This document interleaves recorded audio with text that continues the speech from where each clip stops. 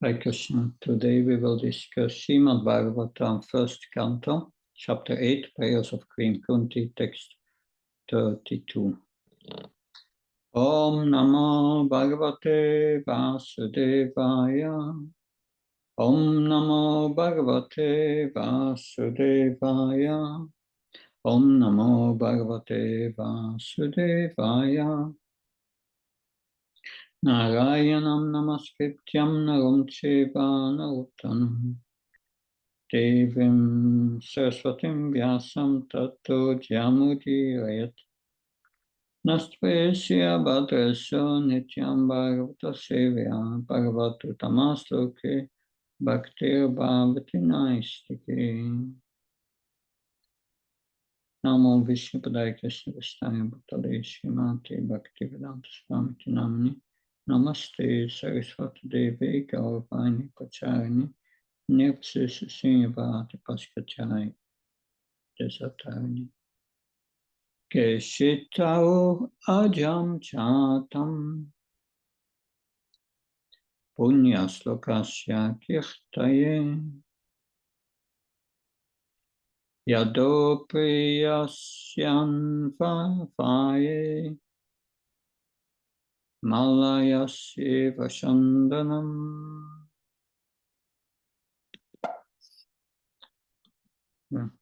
But for a translation.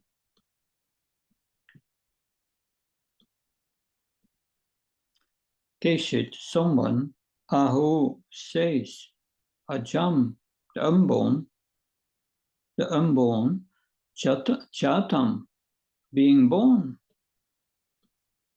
Punyaslokasya, of the great pious king, Kirtaye, for glorifying, Yado, of King Yado, Priyasya, of the deer, Vavaye, in the family of Malaya hills, Eva as Chandanam, sandalwood.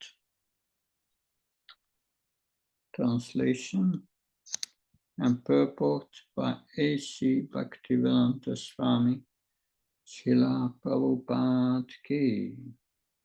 Just a moment. I share.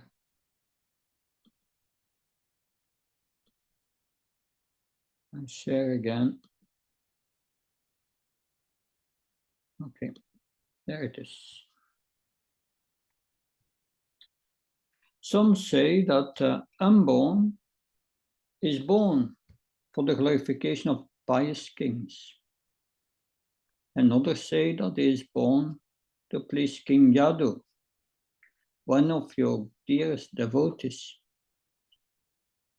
You appear in his family as sandalwood appears in the Malaya hills. Purport. Because the Lord's appearance in this material world is bewildering, there are different opinions about the birth of the unborn. In the Bhagavad Gita, the Lord says that he takes his birth in the material world, although he is the Lord of all creations and is unborn. So there cannot be any denial of the birth of the unborn, because he himself establishes the truth. But still, there are different opinions as to why he takes his birth. This is also declared in the Bhagavad Gita. He appears by his own internal potency to re-establish the principles of religion and to protect the pious and to annihilate the impious. That is the mission of the appearance of the unborn. Still, it is said that the Lord is there to glorify the pious King Yudhishthira. Lord Sri Krishna certainly wanted to establish the kingdom of the Pandavas for the good of all in the world. When there is a pious king ruling the world, then that the people are happy. When the ruler is impious, the people are unhappy. In the age of Kali, in most cases, the rulers are impious and therefore the citizens are continuously unhappy. But in the case of democracy, the impious citizens themselves elect their respective representative to rule over them, and therefore they cannot blame anyone for their unhappiness. Maharaj Nala was also celebrated as a great pious king, but he had no connection with Lord Krishna. Therefore, Maharaj Yudhishthira is meant here to be glorified by Lord Krishna. Lord had already glorified King Yadu, having taken birth in his family, although he is known as Yadava, Yaduvira, Yadunandana, etc. He is always independent of such obligation. He is just like the sandalwood that grows in the Malaya hills. Trees can grow anywhere and everywhere, yet because the sandalwood trees grow mostly in the area of the Malaya hills. The name sandalwood and the Malaya hills are interrelated. Therefore, the conclusion is that the Lord is ever unborn like the sun, yet he appears as the sun rises on the eastern horizon. As the sun is never the son of the eastern horizon, so the Lord is no one's son, but is the Father of everything that be.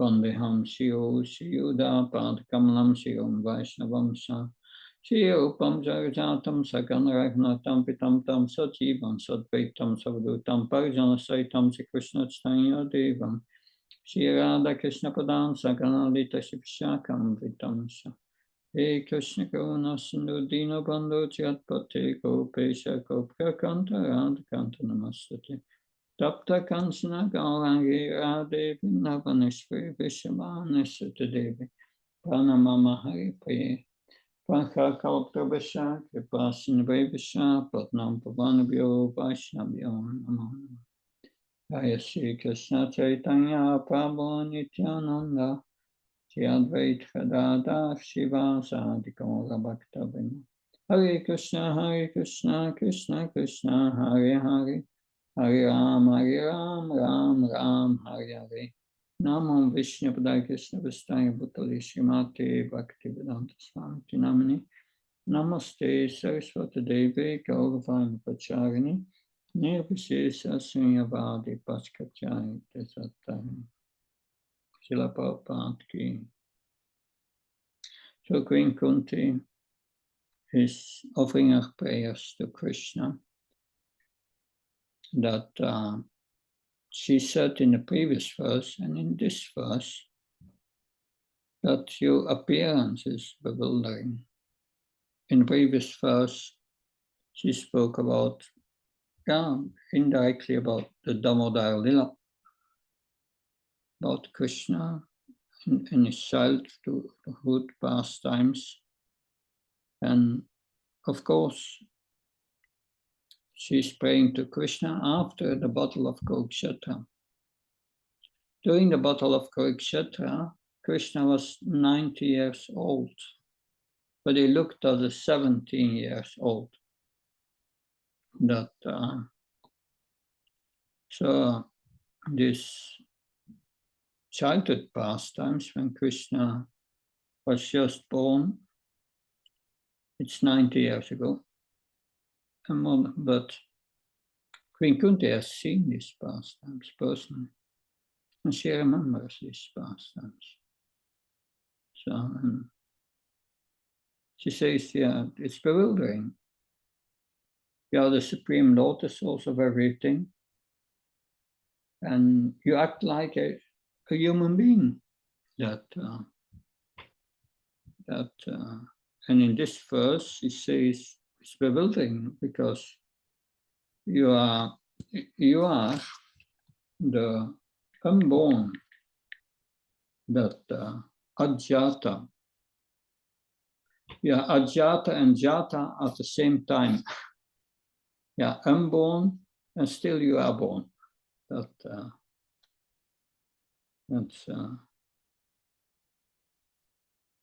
so. What is the difference between us and the living entity? Yeah, between us, the living entity, and Krishna. Krishna says in 2:11 of Bhagavad Gita, "Nat vevam chatunasham nat vam nimi janatipa, na sheva na bhavishama sava vayamataparam." You, Arjuna, all these kings and me have always existed in the past. We are existing now. We are never cease to exist in the future. Krishna says in Bhagavad Gita, the soul does not take birth and does not die.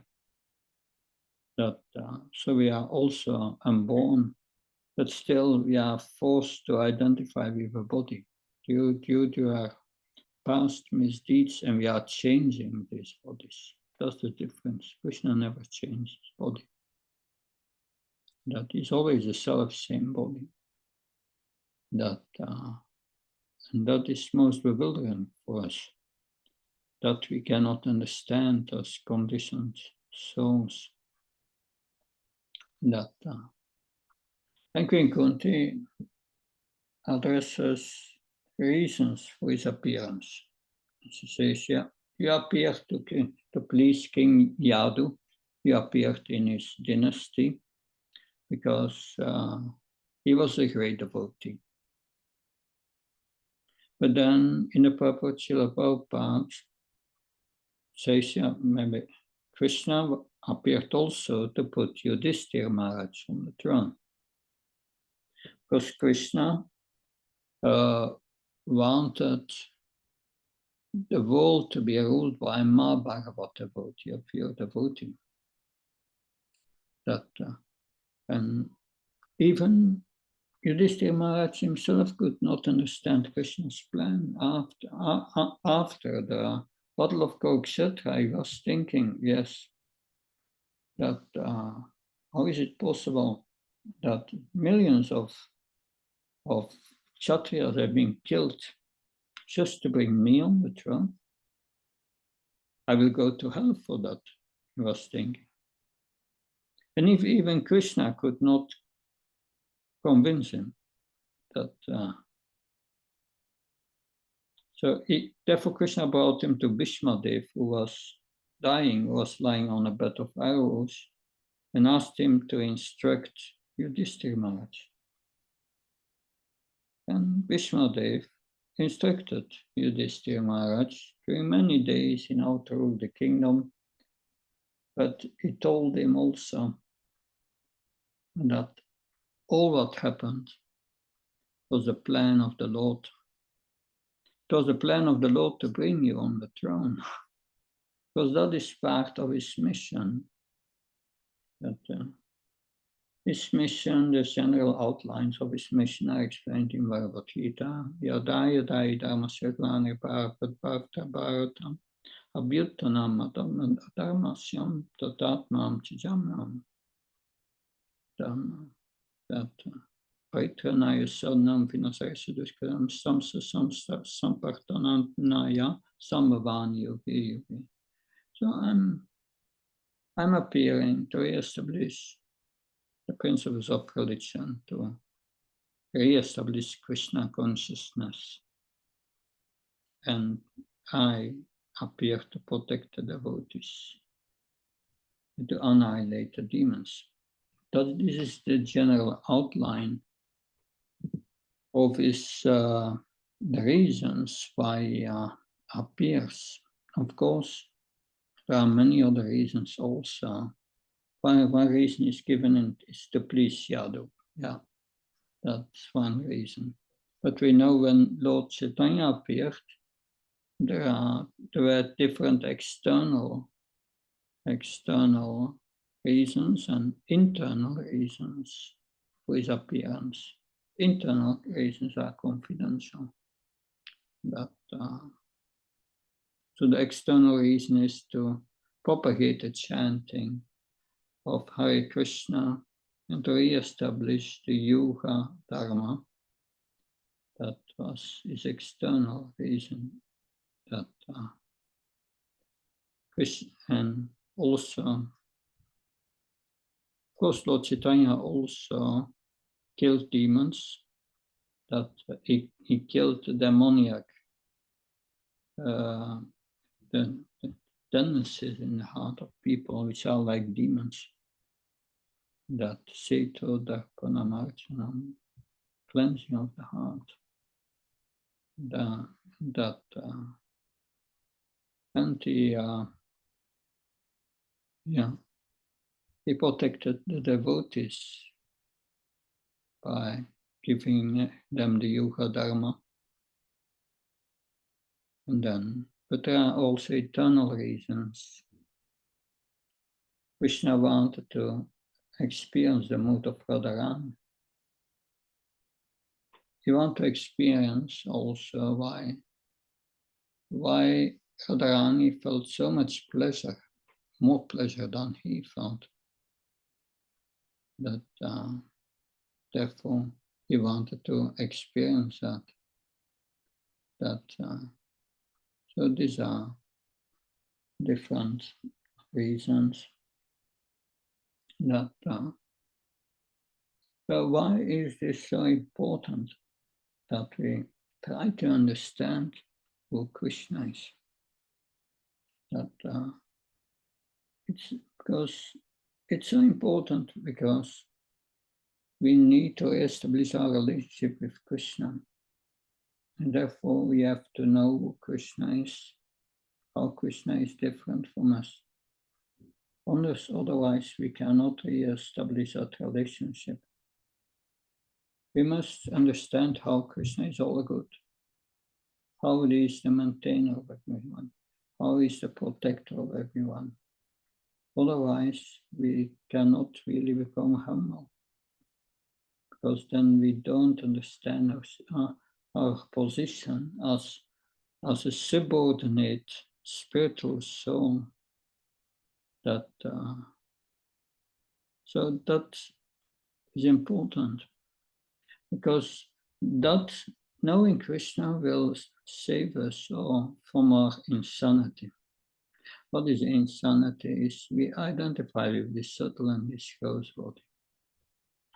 And as long as we are not busy serving Krishna, we are serving this mind and this body, which is craziness. By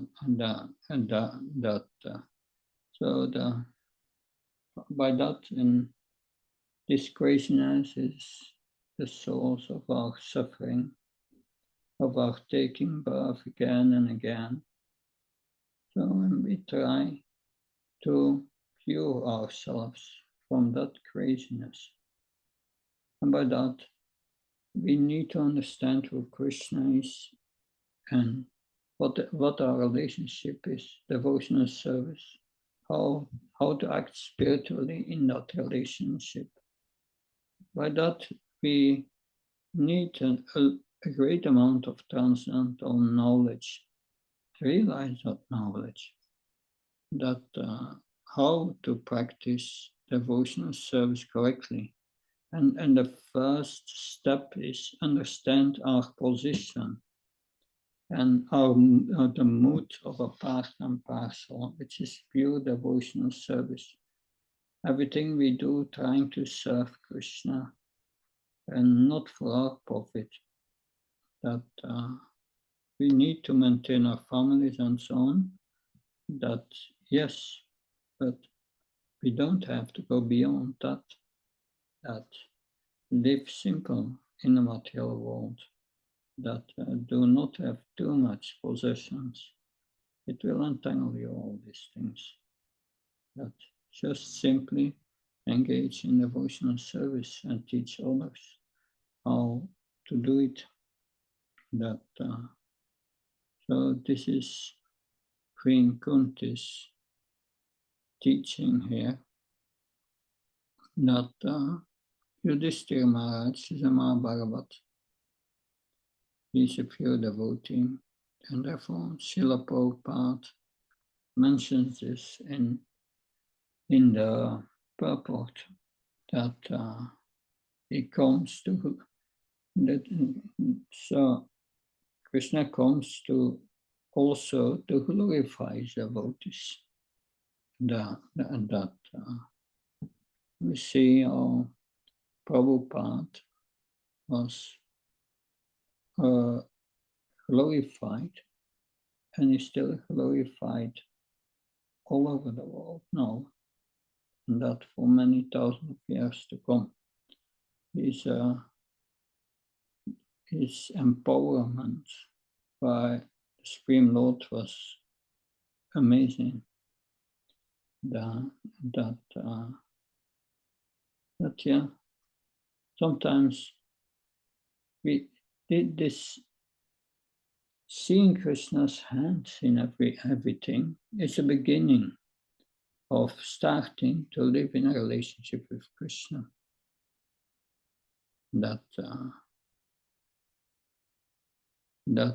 I'm just reading that a book written by Bhakti Maharaj about his walks to Canada. And when you read this, then he's appreciating the miracles of Krishna that Krishna does every day in this world. That and it's amazing that it's an amazing thing how Krishna every day controls material nature, and how he reciprocates with his devotees. Sometimes devotees desire something, and then a few months later, it happened.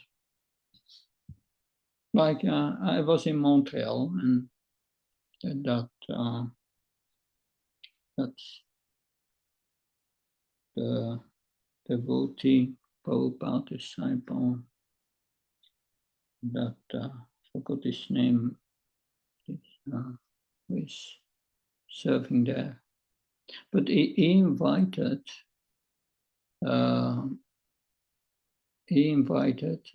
some people.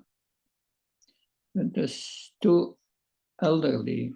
They were 85 years old, and they came to the temple, and they asked to help to retrieve their son. Their son, they thought, should be in Montreal somewhere.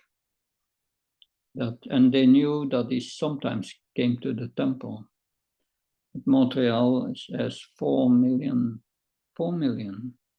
residents. And so it was a chance of me meeting their son. And he didn't come to the temple in Montreal either for many years. So, but still, that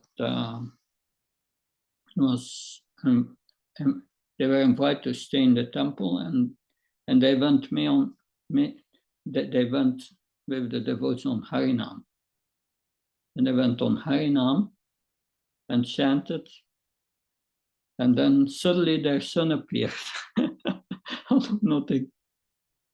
Anyway, that these things happens, and Bhakti Maharaj in his book writes that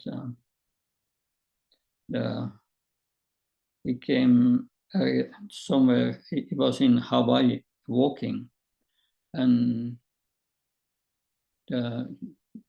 he came at a tree, and he saw on the ground it was gavua fruit. I don't remember the name. I think it's gavua or something. But he saw the fruit had fallen from the tree, And he was thinking, maybe I can offer it to Krishna and eat it. But he looked at, but he was thinking is maybe there is a cut in and insect are coming in and I cannot offer.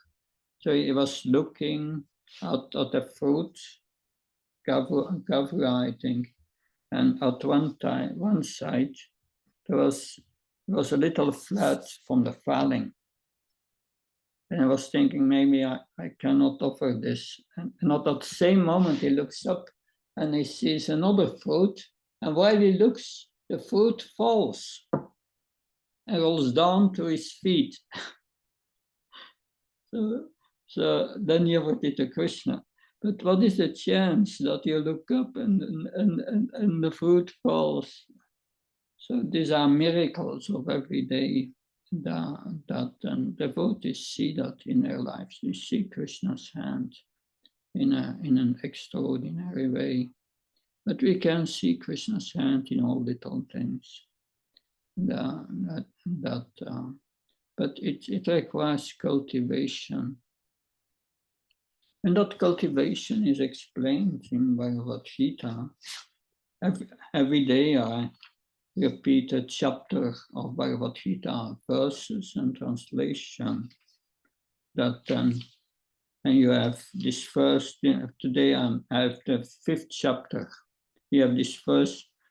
Naiva kinchit karomi te yuktamayeta tatvavit pashanshivan speshanshihan asnangashan swapam spasam palapam vichinam rinam unmisam nimisam api indyartesu. Vartanta itidayam, a person in the divine consciousness, although engaged in seeing, hearing, touching, smelling, eating, moving about, sleeping and breathing, always knows within himself that he actually does nothing at all. Because while speaking, evacuating, receiving, opening and closing his eyes, he always knows that only the material senses are engaged with the objects and that is aloof from them. So only the senses are engaged with their objects. But who organizes this engagement? It's Krishna. He's particularly, he's Mayadrakshana Prakriti. He's the control of material nature as a super soul in everything. But of course, Prakriti Mani Guna Kamala Savasa Ankara Vimuda Atma Kartamiti Sanya. But those who do not see that, they are Vimudas. They think they are doing everything. And that is our disease. We must, Krishna has control over everything. When you read the news, not something I advise, but you read the news every day, it's the same thing. The big controllers are speaking. But, and we are going to do that, and without me, this would not have happened, and that. But that's, they have no control about it, what's going to happen. It's just foolish talk that this is going to happen, and that, and people tap into it. No, what will happen is the reaction of your past misdeeds. That will happen. And someone comes and says, if you do this, we promise you that. But what are they to promise? You have to get your reaction. That's what you have to get. So everyone is crazy in that sense, talking.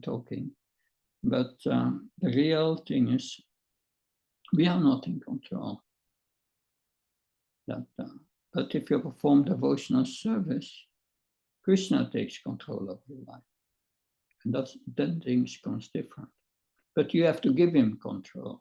That's called surrender. You don't give him control. Yeah, that's up to you. This is, but the Queen Kunti is fully Krishna conscious. She sees what's going on. And she's amazed. And she says, I'm bewildered. I know you are the super soul in everyone's heart, and there you are as a child under control over your mother. And Krishna's mother really controls him. That's the sixth characteristics of pure devotional service. Krishna, Karsini, and so on.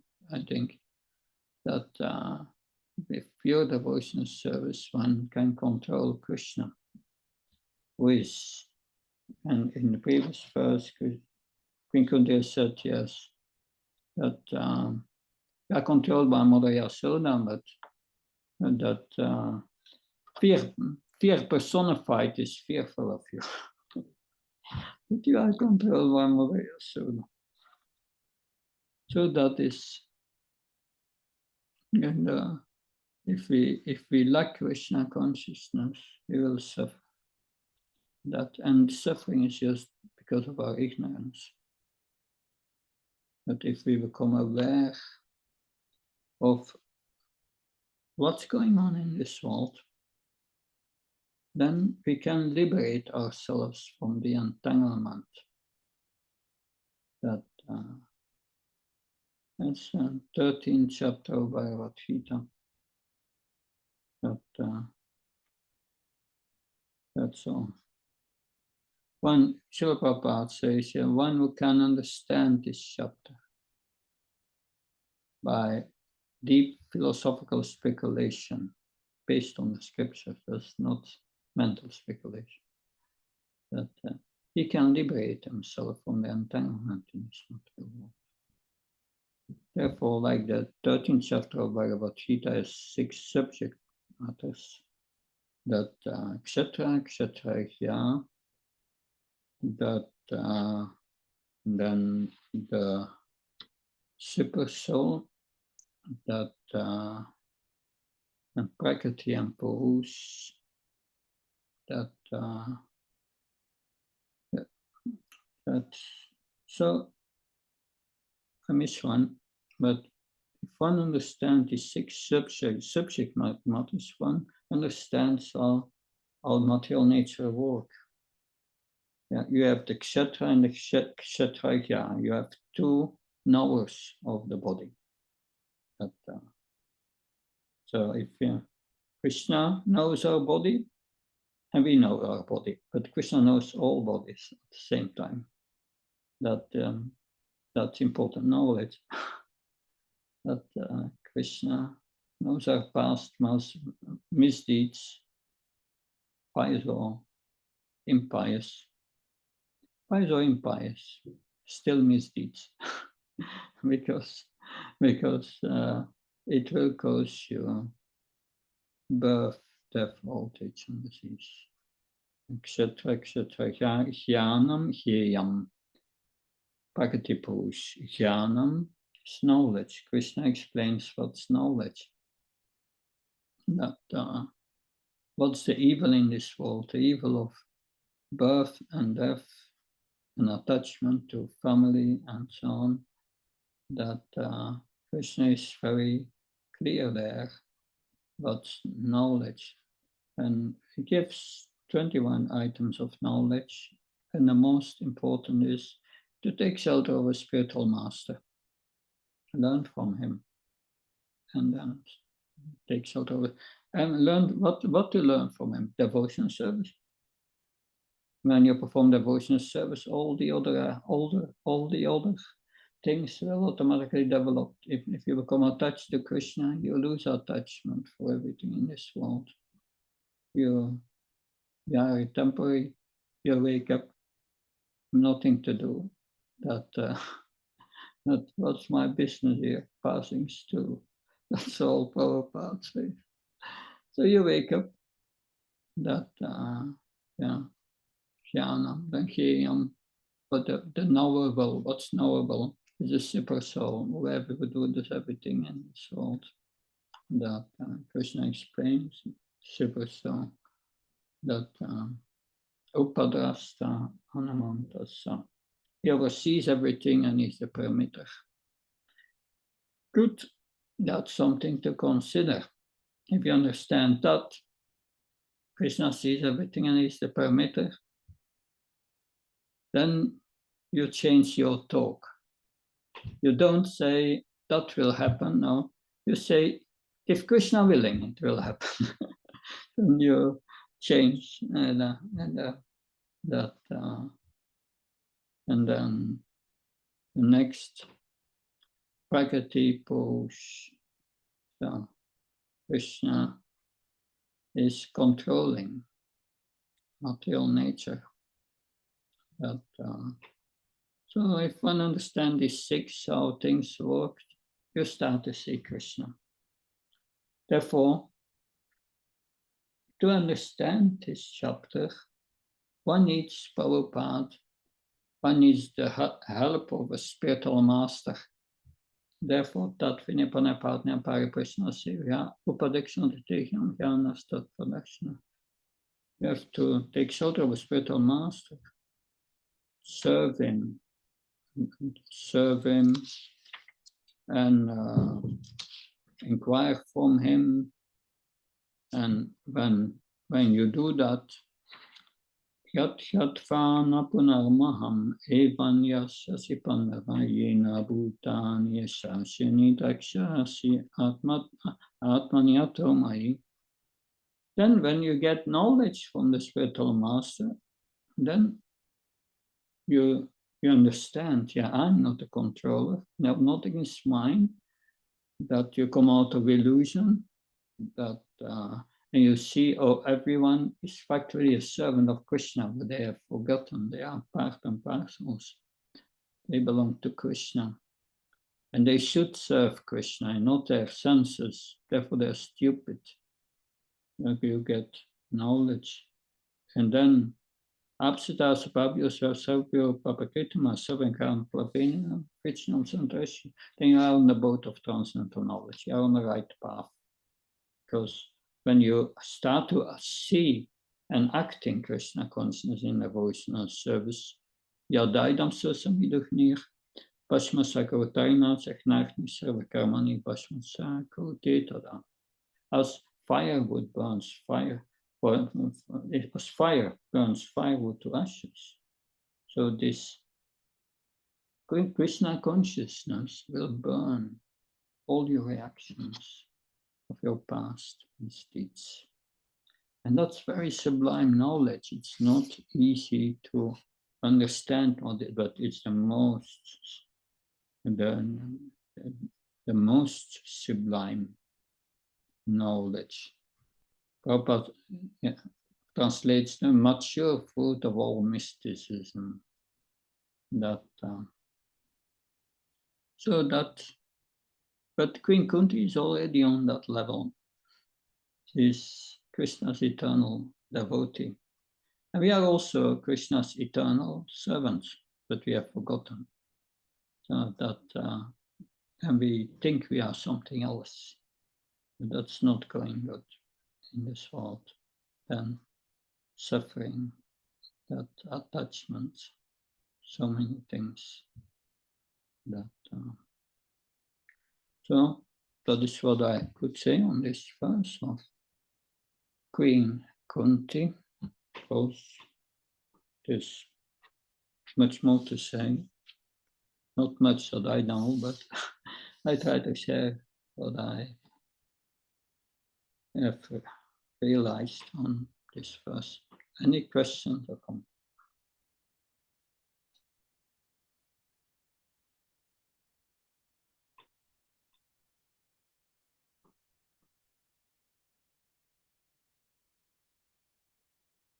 Hare Krishna Maharaj. Yeah, thank you very much, Maharaj.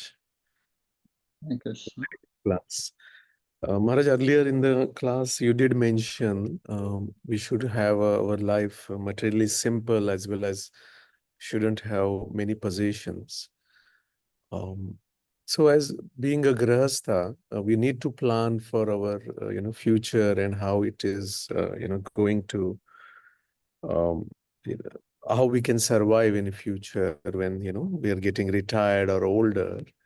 So in planning to that, then we would obviously have some possessions or have some material planning. So what is the best way so that we don't entangle ourselves a lot in that? Any guiding principle on that?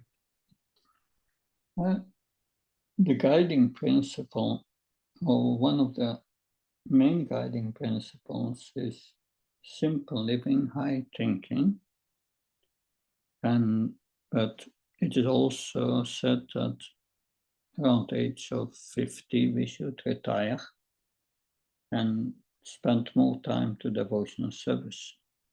That's called vanapastam. And we have to prepare for it, otherwise it will not happen. So one can put savings away for that,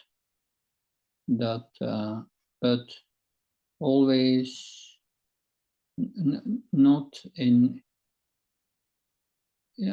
not in an extraordinary way that one needs a lot of money, because to survive you don't need so much. Keep it simple. But if you don't prepare, yes, then it will be difficult. But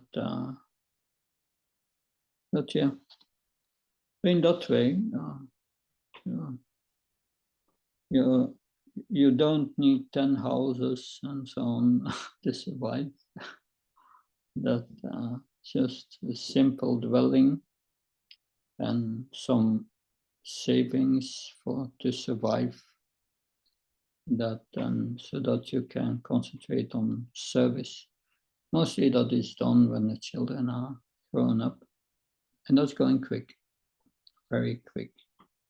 That I'm seeing that since I'm on this earth, 3-4 generations have passed at least. And it's going quick. Before you know, it's over. So don't be attached too much to the situation now. It will change. And when the children are out, your life can become very simple.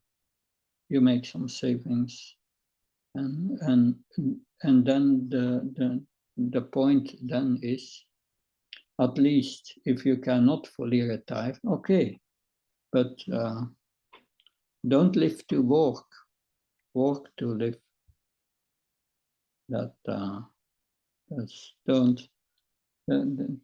Don't become a workaholic, or they call it. No. Devotional service should always be in the foreground. How can I get more time to take care of my sadhana and serving Prabhupada's mission? Everyone is in a different situation, and each of us must use our common sense and intelligence to do the right thing. And if we are not sure, pray to Krishna, to Prabhupada, to give you intelligence to do the right thing, so that at a certain moment you can get out of it. But it's not necessary to formally take sannyas, but internally you need to take sannyas internally. So that is, and sannyas means full engagement in Krishna service. That's our purpose. So according to the time and circumstances Krishna gives us, because we are the servants of the circumstances that Krishna gives us. But if we pray to Krishna to help us, He will give us service. He will give us situations which are conducive for our spiritual advancement. And the situation that Krishna gives us is good for our spiritual advancement, but it may not be what we like or what we expect. That may be different.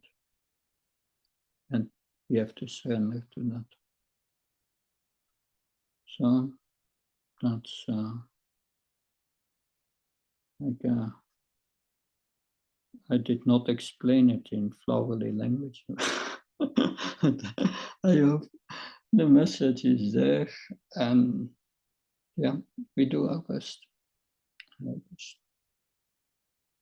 Yes, Maharaj. Yeah. Thank you, Maharaj.